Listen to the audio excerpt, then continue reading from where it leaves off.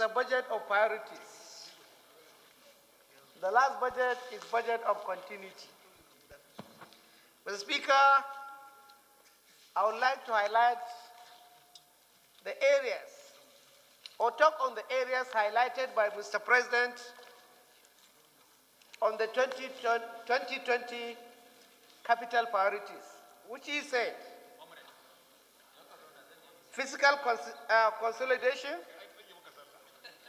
to strengthen our macroeconomic environment, investing in critical infrastructure, human capital development, and enabling institutions, especially in key job creation, creating sectors, incentivizing private sector investment, essential to complement the government development plans, policies, and programs.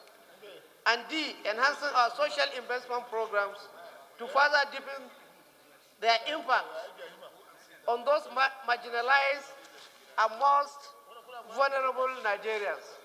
Mr. Speaker, if you look at these 4 key priorities highlighted by Mr. President, you know that this is budget of priorities. Mr. Speaker, if you look at the infrastructure,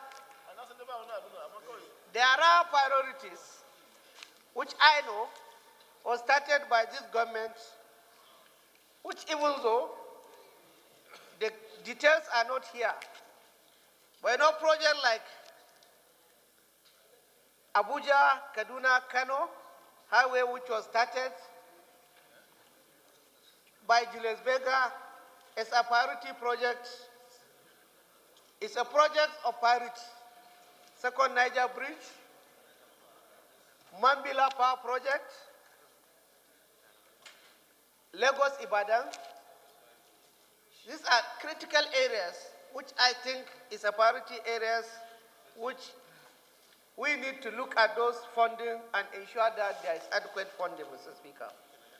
Mr. Speaker, there is an area which was highlighted by Mr. President in terms of the road infrastructure tax credit scheme, which the Mr. President said, I have approved the construction and rehabilitation of 19 Nigerian roads and bridges of 794.4 kilometers across 11 states.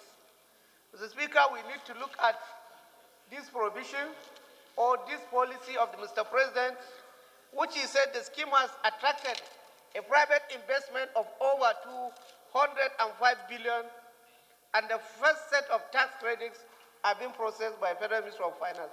Mr. Speaker, I'm highlighting this issue because now a tax regime or tax credit scheme was approved by Mr. President.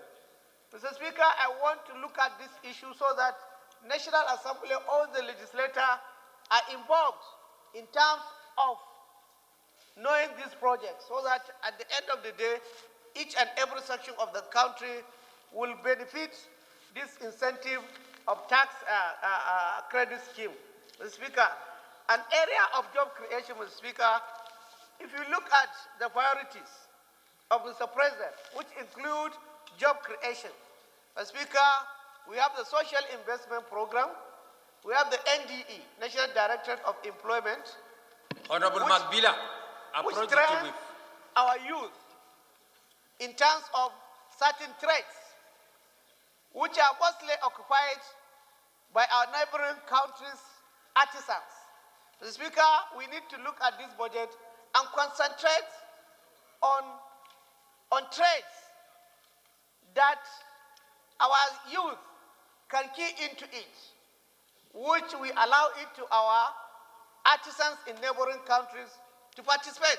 POP, welding, and so many trades are done by our country, our neighboring countries, while we have teaming youth that can be trained on those areas of job creation.